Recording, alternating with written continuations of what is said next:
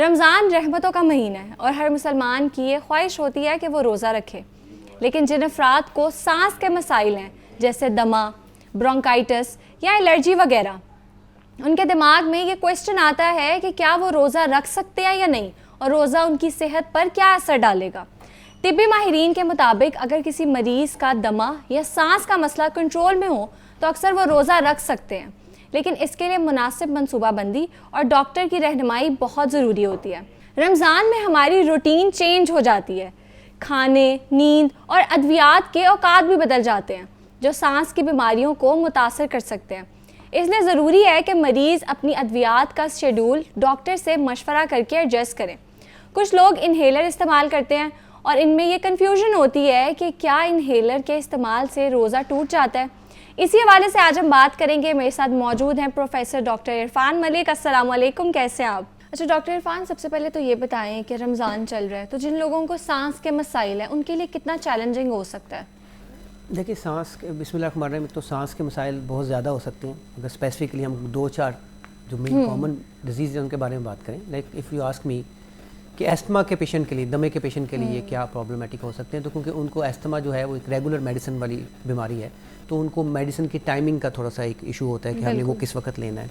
अगर हम टीबी के लिहाज से बात करें तो टीबी के मरीज़ के लिए भी यही प्रॉब्लम है कि अगर उसने टीबी की दवाइयाँ जो कि नाश्ते से पहले लेनी है तो वो कब लेनी है। तो ज़्यादातर प्रॉब्लम जो है रमज़ान में, वो अगर पुरानी बीमारी है तो उसकी मेडिसिन एडजस्टमेंट्स के साथ हो सकता है। लेकिन जिस रमज़ान की हम बात करें, जो अब मौसम जैसा अब आ रहा है, तो इसमें वायरल इन्फेक्शन भी चल रही है बिकॉज वेदर इज़ चेंजिंग। तो जो किसी का अगर एस्थमा कंट्रोल है तो वो अनकंट्रोल हो सकता है।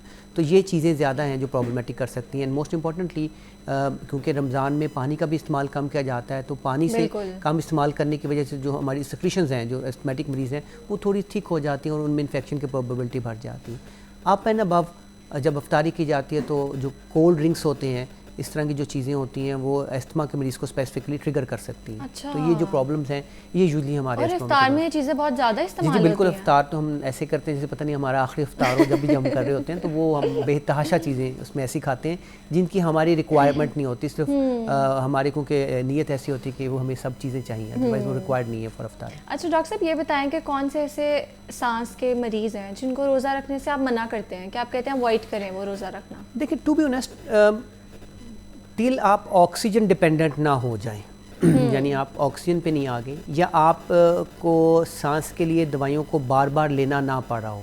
लाइक फॉर एग्जांपल, एक दमे का पेशेंट है और उसको हमें 12 नेबुलाइज करवाना पड़ रहा है, इन्हेलर देने पड़ रहे हैं, जिसको 6-6 घंटे बाद अगर उसका इलाज करना पड़ रहा है, यानी वो अनकंट्रोल है, तो वो मरीज़ हैं जिनको हम बिल्कुल ही अवॉइड कर देते हैं कि जी आप बिल्कुल भी जो है रोज़ा नहीं रख सकते। तो कैसे पता चलता है मेडिकली तौर पे कि कोई बंदा रोज़ा रखने के लिए फ़िट है या नहीं? अच्छा, again I will come back to asthma, क्योंकि उससे हमने स्टार्ट लिया। तो एस्थमा में हमारी कुछ सिम्टम्स ऐसी होती हैं, लाइक अगर किसी भी शख्स को अगर दमा है और दमे में पिछले 4 हफ्तों में उसको कभी भी उसके लिए रात को उठना नहीं पड़ा, उसको अपनी फ़िज़िकल एक्टिविटी करते हुए उसका सांस ख़राब नहीं हुआ, या उसको दिन में बार बार रेस्क्यू इन्हेलर लेना नहीं पड़ा, और उसको इतना प्रॉब्लम नहीं हुआ कि उसको अपनी रूटीन एक्टिविटी को कॉम्प्रोमाइज़ करना हो, अगर 4 हफ्ते में उसको कभी ऐसा नहीं हुआ, तो उसको हम कहते हैं ये कंट्रोल्ड एस्थमा है। इसका मतलब ये है कि वो इन्हेलर या जो भी दवाई उसको दी जा रही है उसके 2 दफ़ा इस्तेमाल से वो बेहतर हो सकता है। और 2 दफ़ा इस्तेमाल का मतलब क्या है कि वो सहरी में ले सकता है और अफ्तारी में वो ले सकता है। तो ये वो शख्स है जिसको हम कहते हैं कि जी आप रोज़ा रख सकते हैं। तो ब्रोंकाइटिस का भी बता दें। देखिए, ब्रोंकाइटिस इज़ वन कंपोनेंट हमारी किसी भी डिजीज़ में अगर आप लेंगे, तो अगर एक्यूट ब्रोंकाइटिस है वो किसी भी वायरल इन्फेक्शन से हो जाता है और वो यूजुअली सेल्फ लिमिटिंग या अप एंड अबव एंटीबायोटिक से बेहतर हो जाता है। जो क्रॉनिक ब्रोंकाइटिस है वो हमारी एक सब डिजीज़ है जिसको हम COPD कहते हैं। वो दमा जो स्मोकर्स में होता है उसका एक कंपोनेंट है। ये भी वो लोग हैं जिनको हम इन्हेलर एडवाइस करते हैं स्मोकिंग छोड़ने के अलावा। तो अगर ये इन्हेलर लेते हैं तो ये कंट्रोल रहते हैं। इनमें भी ऐसा नहीं है कि हाँ अगर इनको ऑक्सीजन लग जाए तो और बात है, अदरवाइज़ अगर वो इन्हेलर ले रहे हैं तो इन्हेलर पे वो कंट्रोल है और वो रोज़ा रख सकते हैं, उनको रोज़ा बंद। अच्छा डॉक्टर साहब, आपने बात की है नींद की, कि नींद में अगर उठें वो इस वजह से, तो अक्सर रात को एकदम से आपकी आंख खुलती है, आपको बड़ी हैवीनेस फील होती है चेस्ट में, कोई बीमारी नहीं होती, आपको ऐसा लगता है कि आपको सांस नहीं आ रहा, बिल्कुल ऑक्सीजन बंद हो गया कमरे में, और इवन विंडो भी खुली होती है, तो ऐसा क्यों होता है? ठीक है, डिपेंड करता है। एक तो अगर तो आजकल के ज़माने में तो जितना बेतहाशा खा के हम सोते हैं वो रात को रिफ्लक्स कर सकता है, उसकी एसिड रिफ्लक्स हो सकता है।